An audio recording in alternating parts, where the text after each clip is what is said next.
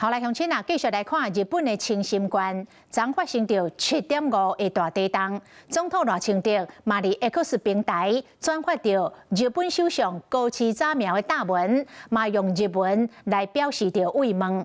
赖总统讲，向所有受灾的民众致上上深的慰问，嘛强调台湾甲日本伫个灾难发生的时阵，拢是互相来扶持。台湾嘛随时准备提供任何必要的援助。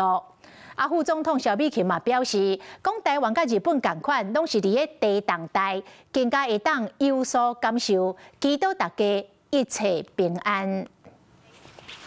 Hello， 我是蒋欣梅。想要抢先掌握最及时的新闻资讯吗？赶快订阅、按赞、开启小铃铛，锁定华视新闻 YouTube 频道。